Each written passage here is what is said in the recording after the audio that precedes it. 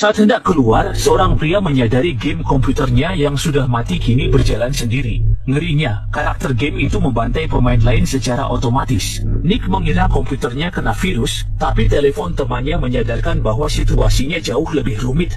Temannya melarang Nick datang wawancara kerja karena baru saja terjadi pembantaian keji di sana, dan lokasi sudah dikepung polisi. Nick melihat karakter gamenya juga telah menghabisi semua musuh.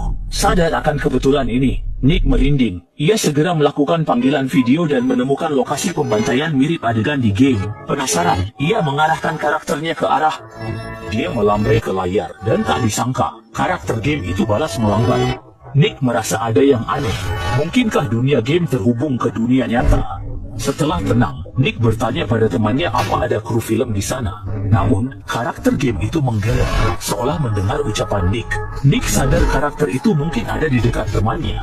Ia segera meminta temannya menanyai para penyintas tentang ciri pelaku pembantaian.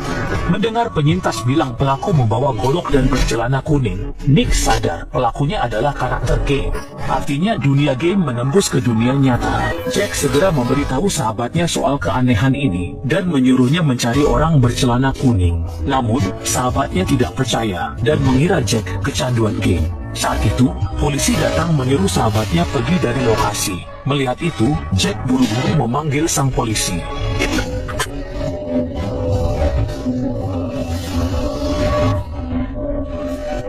Pada saat yang sama, Polisi itu awalnya mengira ini hanya lelucon, tapi sedetik kemudian ia menyadari ada yang tidak beres.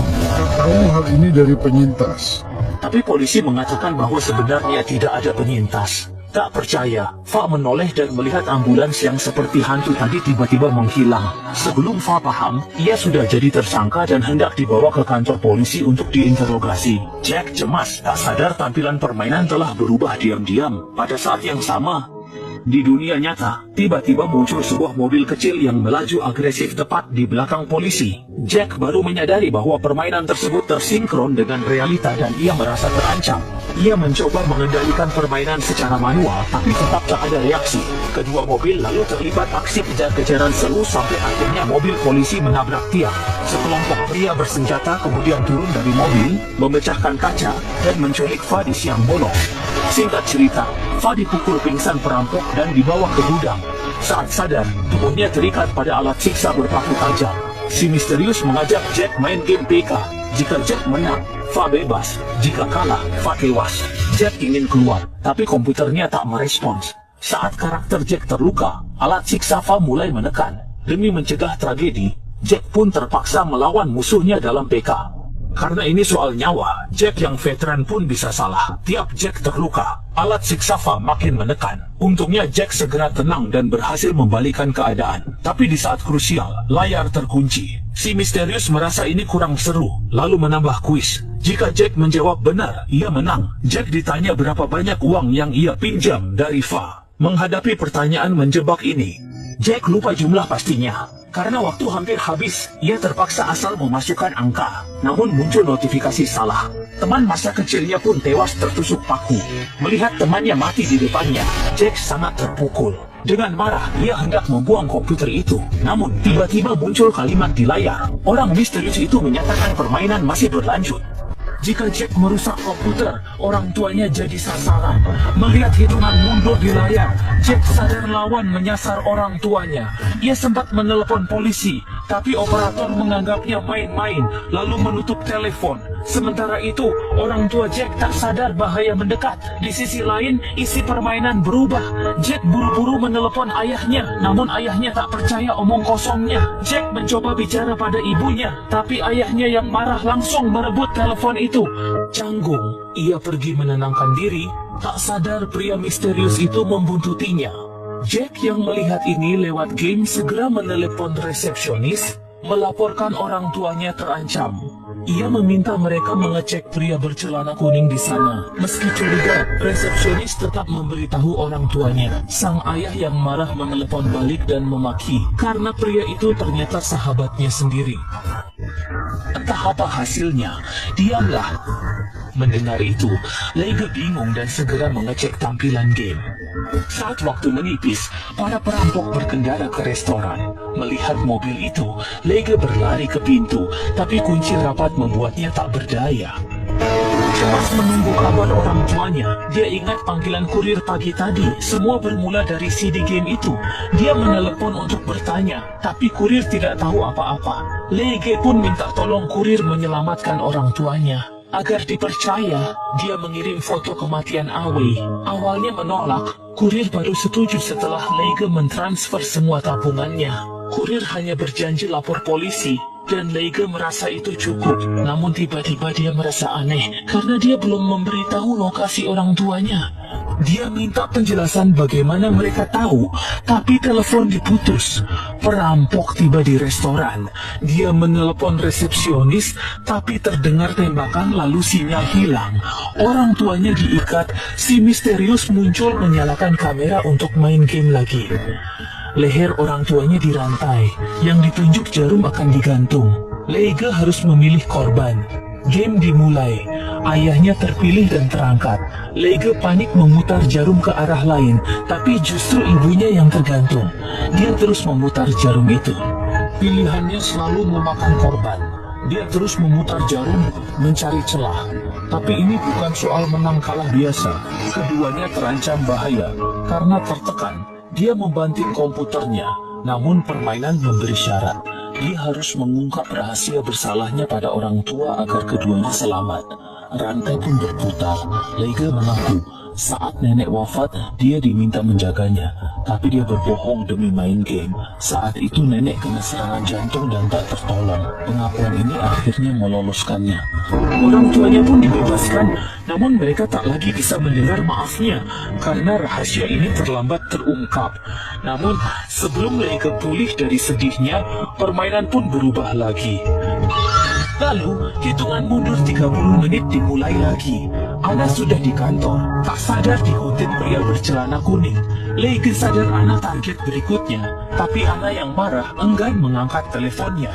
Leige cemas lalu berteriak minta tolong dari jendela. Tak disangka, pejalan kaki mendengarnya.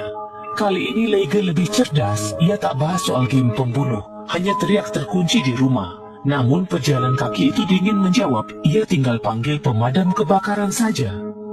Lei yang panik segera menghubungi pemadam. Mereka bilang butuh 20 menit, tapi dia tak punya waktu. Sambil menunggu, dia memanggil tukang kunci. Kebetulan ada pekerja terdekat yang datang lebih dulu. Lei minta pintu segera dibuka, tapi si pekerja minta bayar di muka. Saat mengambil ponsel, Lei baru ingat semua uangnya sudah ditransfer ke kurir tadi.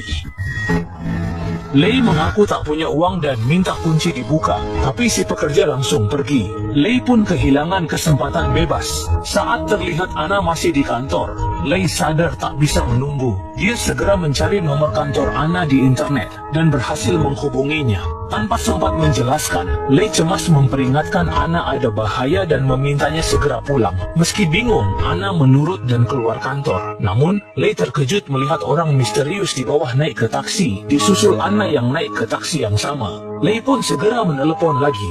Lei segera bertanya pada sopir tentang celana kuningnya dan langsung memperingatkan Ana bahwa pria itu adalah penjahat berbahaya. Saat mobil berhenti di lampu merah, Ana nekat membuka pintu dan melarikan diri hingga berhasil lolos dari kejaran. Di tempat lain, seorang penjahat yang menyamar sebagai petugas pemadam kebakaran memaksa masuk ke rumah Lei setelah berpura-pura ingin memeriksa keadaan. Akhirnya, mereka berdua tetap tertangkap oleh komplotan tersebut. Para penjahat kemudian memaksa mereka ikut dalam sebuah permainan kejam untuk memperebutkan hak atas Ana, yang seketika memicu aksi nekat dari Lei untuk melawan. Bertahun-tahun kecanduan game membuat Lei memimpin, namun tiba-tiba layarnya terkunci sementara yang lain tidak. Poinnya pun terlewati. Ternyata, game meminta interaksi khusus. Lei harus mengungkap rahasia yang menyakiti Ana. Terungkap bahwa demi memaksa Ana yang hamil tetap bekerja, Lei diam-diam memberinya obat hingga keguguran. Ana menangis terseduh-seduh, tapi game baru terbuka jika Ana memaafkannya. Lei memohon agar Ana melupakan segalanya demi keselamatan mereka. Meski benci, Ana sadar itu masuk akal. Setelah kunci terbuka, Lei mengejar poin dengan gila-gilaan. Namun ia tetap berakhir di posisi kedua. Seketika, beberapa pria kekar bersiap menodai Ana. Lei berusaha bangkit melawan, tapi ia dipukul hingga pingsan dengan gagang senapan. Sadar kembali, Lei sudah di pabrik tua.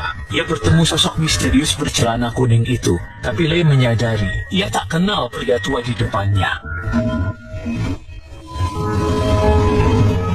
Saat menoleh, ia melihat keluarga dan teman-temannya baik-baik saja. Mereka sudah lama tahu perbuatan Lei. Mereka sadar jika tak diselamatkan, Lei akan terjerumus. Ana tak sengaja tahu organisasi eksperimen ini yang memakai serangan mental untuk mengubah kepribadian seseorang. Kedua pihak sepakat menjalankan rencana ini. Semua orang, alat siksa, hingga pistol kosong telah diatur. Rencana lancar, namun mereka tak sadar emosi Lei hancur, dan ia menyimpan sebutir peluru pagi tadi. Saat si kakek bangga memamerkan rencananya, Lei mengisi peluru dan menodongnya. Tak terkendali, Lei ingin membunuh si kakek. Menyadari bahaya, si kakek panik dan membujuknya tenang. Terbongkarnya rahasia dan pengalaman mengerikan itu benar-benar menghancurkan hidupnya. Lei tidak tahu bagaimana harus menghadapi mereka setelah semua ini. Satu-satunya cara yang terpikir olehnya hanyalah menghadapinya sendiri.